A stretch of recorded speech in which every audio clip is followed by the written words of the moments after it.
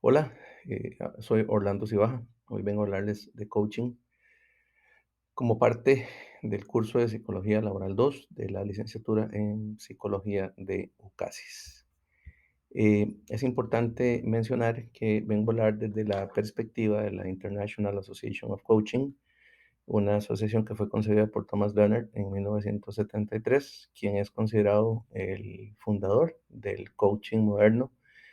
Esta asociación ofrece una certificación que abarca una serie de pautas universales, principios, normas, procedimientos, comportamientos que hacen de un coach un gran coach, independiente de la profesión que tenga.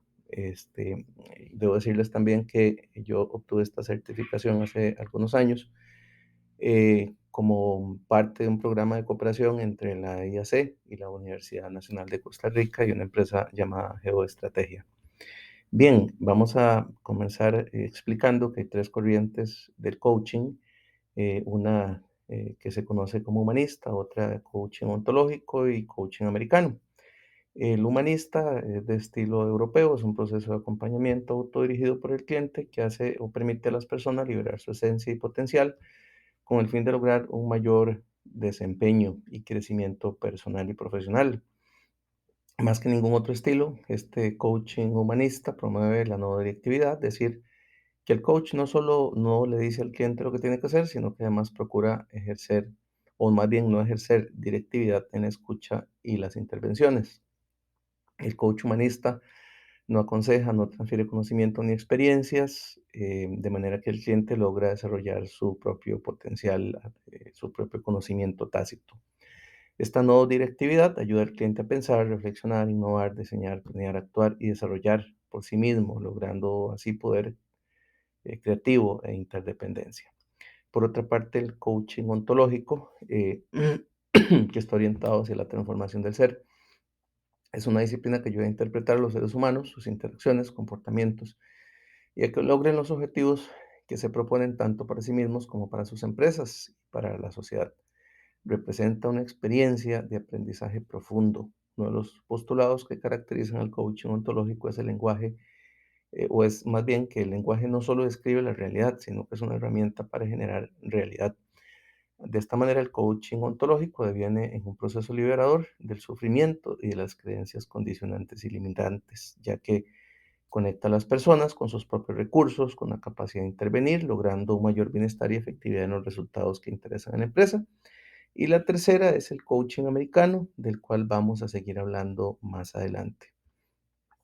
¿Qué es el coaching? Bueno, no existe una sola definición de lo que es coaching, ¿verdad? Pero de alguna manera se podría resumir que es una forma avanzada de comunicación. El coaching consiste efectivamente en habilidades de comunicación, como por ejemplo la escucha, que es algo de lo más importante, ayudar al individuo, la organización o al equipo a producir un resultado deseado gracias a la co-creación de conciencia y soluciones de problemas, y también a una tecnología del éxito completamente integrada y personalizada. De manera que la esencia del coaching es ayudar a las personas a cambiar de conformidad con su opción y respaldarlos en esa dirección. Hemos escuchado muchas veces la palabra y nos preguntamos de dónde viene. Bueno, en los siglos XV y XVI había una ciudad húngara a 70 kilómetros de Budapest, entre Viena y Pest, y se convirtió en una parada obligatoria para los viajeros. Se hizo común el uso del carruaje y entonces hablaba de algo que era el Coche-Secker, o sea, el carruaje de coche, símbolo de la excelencia, de manera que aquí se utiliza o aquí viene la palabra coach como un derivado de coche, ya que el coche tenía como función transportar a las personas de un lugar a otro y el coaching de alguna manera hace esto, ¿verdad? Transporta a las personas de un lugar a otro, es decir, del lugar donde están al lugar donde quieren llegar. Podría decirse que el primer coach reconocido históricamente es Sócrates. Él decía, yo no puedo enseñaros nada, solo puedo ayudaros a buscar el conocimiento dentro de vosotros mismos, lo cual es mucho mejor que traspasaros mi poca sabiduría. Así que ayudamos a nuestros clientes para que examinen sus vidas, para que merezcan ser vividas. Para conseguirlo, nuestra metodología se basa en el arte de la mayéutica, a través del cual nuestro cliente encuentra su verdad o la verdad, dependiendo de la visión del mundo. la que tenga cada cliente, con una función práctica para su vida. Consideremos así como Sócrates que no existe el enseñar, sino más bien el aprender, y este surge solamente reconociendo que el conocimiento no está en el coach, sino en los propios coaches, o sea, los clientes. Algunas definiciones dadas por la IAC y la IFS y la ICF es que el coaching es un proceso transformacional gracias a la co-creación de conciencia y al autodescubrimiento, al crecimiento del individuo, al que llamamos coachee, mediante una relación con un objetivo claro y basado en la confianza.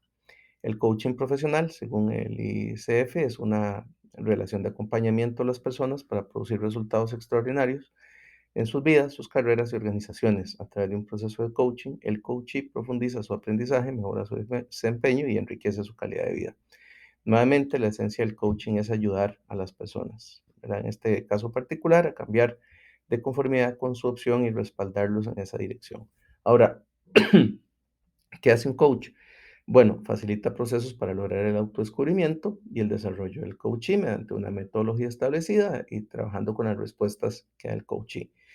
El coach escucha, guía, acompaña, no impone su criterio, no debe ser un experto en el área y explora el presente para diseñar el futuro. Es muy importante entender que el coach guía, el coach no es terapia, eh, no da terapia. Las respuestas se encuentran dentro de las personas y hay un uso constante de técnicas para llevar al cliente a la solución de sus problemas. Eh, el coach también cree en la persona y su potencial y hace que la persona manifieste su potencial. El coachee tiene las respuestas, el coach solamente las preguntas. El coaching es un proceso de acompañamiento. Ahora bien, hablando desde la perspectiva de la International Association of Coaching, aquí se habla del método de las 9 maestrías y los 5 pasos. Las 9 maestrías básicamente son, como lo vemos acá en la pantalla, la confianza. Se refiere a establecer y mantener una relación de confianza. Luego ese arbolito representa el potencial, es decir, percibir y afirmar, expandir el potencial del coachee. El oído representa la escucha con compromiso. Ese relojito tiene que ver con procesar en el presente, evitar quedarse en el pasado. Esa nubecita tiene que ver con expresar lo que se siente, lo que se experimenta en el momento presente. Luego hablamos de clarificar, de aclarar aquello que está siendo puesto en la mesa. Luego, los propósitos tienen que ver con apoyar al cliente y establecer y mantener propósitos claros. Luego, el hacer surgir posibilidades a partir de la escucha y respaldar al cliente a crear y utilizar sistemas y estructuras de apoyo, es decir, herramientas de apoyo. Ahora bien, esta hoja de notas que estamos viendo, lo que nos muestra es un resumen de lo que implica cada maestría. Es imposible que en una charla de 30, 40 minutos pretendamos tener dominio de cada una de las maestrías, pero esto nos permite resumir de manera general lo más importante de cada una de ellas. Vamos a ver una hojita donde vamos a hablar de la definición, de los efectos que la maestría tiene sobre el coachee, cuáles son los elementos clave, las distinciones, cuáles son comportamientos efectivos e ineficaces, así como los indicadores de que la maestría está siendo aplicada de manera correcta. Pues bien, la primera maestría, que tiene que ver con la confianza, consiste en garantizar un entorno seguro y una relación de apoyo para el descubrimiento, el crecimiento, la transformación del coaching en el plano personal.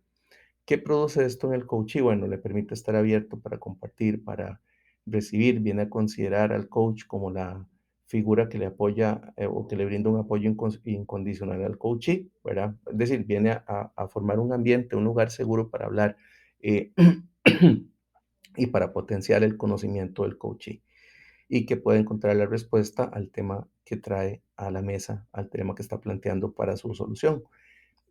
¿Cuáles son los elementos claves? La aceptación recíproca, el respeto, la confianza, la tranquilidad.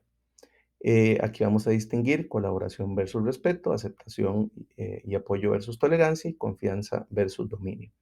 Ahora, ¿cuáles serían comportamientos efectivos del coach? Bueno, el coach escucha activamente, reconoce su condición humana y sus limitaciones, está alerta a las señales de miedo y duda del coachee, le va a transmitir al coachee que la ansiedad, la duda y el miedo sobre este proceso de transformación son normales, pero también son manejables y abordables. Va a utilizar preguntas para descubrir las esperanzas y los sueños del coachee, va a formular preguntas desafiantes, también va a permitir que el coachee se mantenga en silencio cuando así sea apropiado, va a solicitar sugerencias para elaborar mejores preguntas y va a demostrar integridad en sus palabras y sus acciones. Em, ¿Qué comportamientos son ineficaces? Es decir, ¿qué es lo que no debe hacer un coach con respecto a esta maestría de la confianza? Bueno, formular preguntas inductivas o cerradas, como preguntar, ¿te gusta X o Y cosas? Por ejemplo, ¿verdad? Que son preguntas de sí o no, o de blanco y negro. Eso se debe evitar. No invitar a que el coachee haga sugerencias, ¿verdad? Limitarle esa capacidad. O limitar al coachee y no motivarlo a explorar opciones más ambiciosas. Otro comportamiento ineficaz es querer lucirse o querer agradar, ¿verdad? Y ser el centro de atención, por decirlo así. O imponer una opinión o expresar o insinuar un juicio, que indica que esta maestría está siendo llevada a cabo de la manera apropiada. Cuando el coachee comparte cómodamente sus temores y preocupaciones, cuando responde positivamente a las observaciones y a las preguntas estimulantes, cuando el coachee comparte y confía sus ambiciones y sueños, o cuando el coach reconoce sus limitaciones, cuando el coachee expresa emociones libremente o cuando el coachee se muestra receptivo con el coach. La segunda maestría, que tiene que ver con el potencial del coachee, es en la que el coach puede identificar las capacidades del coachee y le apoya en ese proceso de reconocer sus fortalezas, el potencial que tiene. ¿Qué causa esto en el coachee? Le permite desarrollar una mayor apreciación sobre sus capacidades y su potencial y obtiene una mayor motivación para emprender retos y para seguir adelante. Elementos claves, tiene que ver la empatía que se muestra con el coachee, la amplia gama de posibilidades que pueden aparecer, motivar y desarrollar en el coachee ese poder para desafiar sus creencias limitantes. Aquí vamos a ver el creer versus el juzgar, el posibilitar versus el forzar y el ampliar versus el dilatar. Comportamientos que son efectivos acá, ¿verdad? Es decir, cosas que sí debe hacer el coach para que esta maestría realmente pueda tener el resultado deseado. Bueno, por un lado, el coach ofrece estímulo y un valor genuino, puede expresar confianza en el potencial del coachee, declara su compromiso con el cliente, va a ofrecer retroalimentación muy específica, puntual y positiva, de acuerdo al comportamiento del cliente. Le va a recordar al coachee o cliente, sus capacidades, fortalezas y talentos. Va a inspirar el potencial del coachee y le va a fomentar el deseo para dejar un legado duradero. ¿Qué cosas no debe hacer un coach? Bueno, una es no, cuando, o que está mal es cuando el coach actúa como un animador. Es decir, hay gente que se para, incluso ustedes ven sus perfiles en LinkedIn o en Facebook, donde alguien dice o se hace llamar a sí mismo coach de vida, porque agarra un micrófono, se para al frente y comienza a decir, tú puedes, vamos, sal adelante, saca esa criatura que tienes dentro y ese espíritu. Eso no es un coach, eso es un porrista, pero no es un coach. Otra cosa ineficaz es cuando el coach acepta suposiciones, obstáculos y limitaciones, en vez de mostrar curiosidad sobre algo que está, hay un discurso del coaching, ¿verdad? Que se puede mostrar lleno de limitaciones. Bueno, quedarse en ese discurso, eso está mal. Hay que ir más allá de lo que está bordeando el cliente o coachee. Otro comportamiento ineficaz es desafiar al coachee más allá de lo que éste pueda manejar, ¿verdad? De manera que lo desaliente o imponerle su propia agenda, cuando el coach ha probado algo que le ha servido y cree que imponiendo una idea que tiene hacia el coachee va a lograr un resultado positivo, eso no funciona.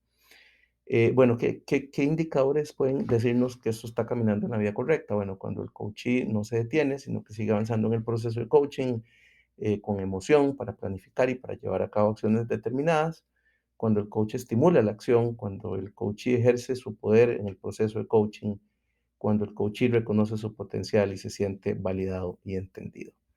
Pues bien, para no dilatar mucho en cada una de ellas, voy a decir dos, tres elementos fundamentales de cada una de ellas. En el caso de la escucha, esto es súper importante, la escucha, hay diferentes tipos de escucha, pero es importantísimo porque cuando se hace correctamente, el coach puede guardar silencio o emplear gestos, a veces imperceptibles o sutiles, para pasarle la pelota al coachee, para que reflexione, para que responda a las interrogantes.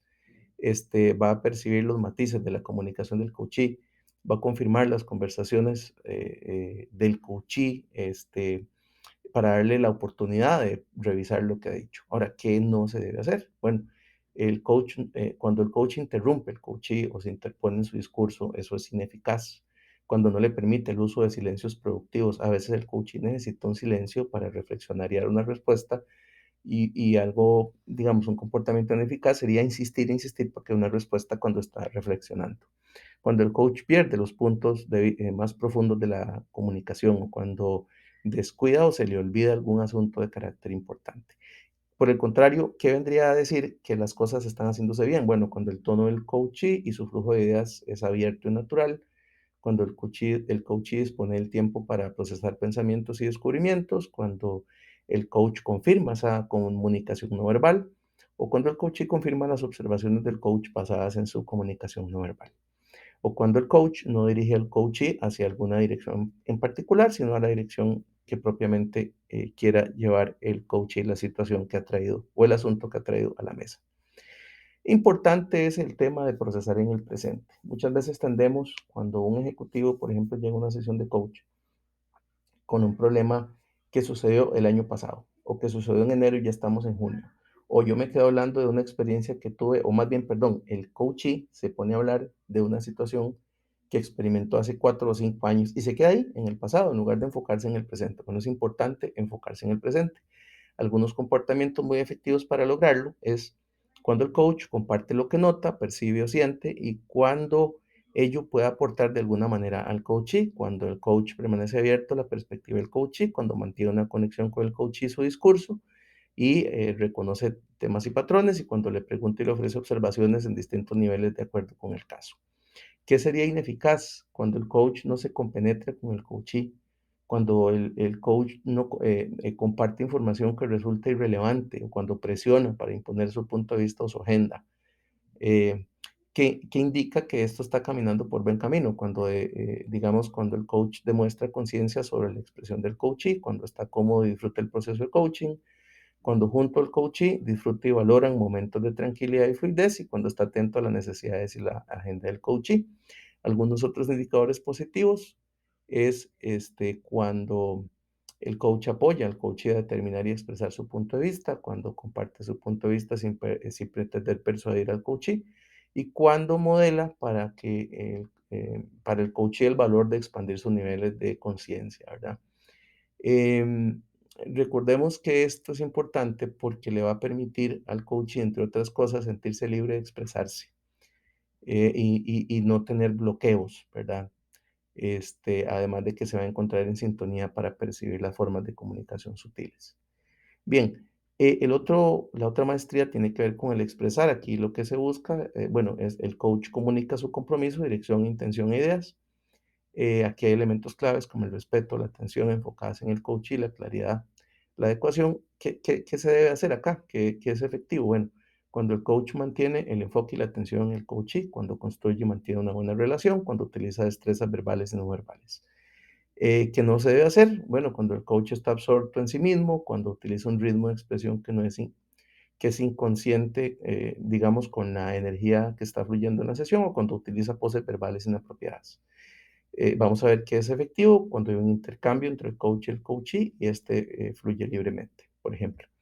Bien, clarificar cuando esta maestría se maneja bien, vamos a ver que la energía del coachee aumenta, la visión del coachee sobre la situación ha cambiado hacia mejorar su enfoque, reducir la incertidumbre, revelar lo desconocido, etcétera. Importante recordar que es positivo cuando el coach establece o comparte distinciones, cuando identifica patrones, cuando formula preguntas abiertas, y es ineficaz cuando el coach presupone, cuando no pregunta nada o hace las preguntas inadecuadas o hace preguntas cerradas, o cuando juzga o emite juicios. El tema de apoyar al coachee tiene que ver con mantener al coachee enfocado, ¿verdad? Porque a veces se puede dispersar el coachee y navegar en el espacio. Entonces hay que tener la habilidad de enfocarlo y mantener claramente los propósitos. Es efectivo cuando el coach clarifica la intención al coachee, cuando percibe lo que le interesa al coachee, cuando elabora preguntas que revelan intenciones, cuando respeta las metas del coachee. Es ineficaz cuando presiona para alcanzar metas que ya no son relevantes, o cuando avanza en un proceso cuando aún las intenciones no son claras. O cuando empieza a tratar de predecir, a sacar de la lengua, de la punta de la lengua las palabras al coachee. Esto se estaría haciendo bien cuando el coachee está entusiasmado con el futuro, cuando se entusiasma también o aún más con el presente, cuando o sea, el coachee está asumiendo la responsabilidad sobre los propósitos. La octava tiene que ver con hacer que surjan posibilidades, aquí se crea un ambiente que promueva el surgimiento de las ideas y opciones. Es importante utilizar herramientas y técnicas para que esto pase, elaborar lluvia de ideas con el coachee o para el coachee, minimizando el pensamiento condicionado. Es ineficaz cuando se sigue un marco de referencia, cuando se apresura a buscar una solución o cuando permite que la historia del coachee limite la posibilidad de encontrar nuevas opciones. No, finalmente la novena maestría, que tiene que ver con respaldar y crear y utilizar herramientas, sistemas y estructuras de apoyo. Lo que se debe hacer es sugerir recursos, ayudar a identificar sistemas que pueden ser necesarios para obtener retroalimentación, cosas que no deben hacerse, por ejemplo, es recomendar recursos y estructuras sin identificar primero las necesidades, o recomendar recursos inapropiados, o no verificar la solidez de los sistemas que pueden aportar el coaching. Vamos a ver que esto está bien cuando el coach actúa creativamente, cuando el coach reconoce recursos que no había identificado anteriormente, cuando el coach asume la responsabilidad por el uso o hallazgo o la creación de recursos. Bien, este modelo tiene 5 etapas, ¿verdad? Donde hay una situación que se llama el hoy, lo que está pasando hoy, hay una serie de herramientas esenciales que nos llevan a través de pasos para llegar a la meta. Cuando hablamos de rapport, hablamos de la resonancia, la sintonía y compenetración, buscar similitudes a nivel de lenguaje, ya sea del lenguaje corporal, ya sea con gestos, la postura, la respiración, utilizar lenguaje, palabras y creencias o valores donde haya ahí, donde pueda haber química. La escucha tiene que ver con los niveles de escucha, empezando por el superficial, que ese no es el que se busca, ¿verdad? Porque este solo da la impresión de que está poniendo atención. El participativo, el atento a las palabras, pero el esencial, el importante, la escucha completa, la escucha completamente compenetrada.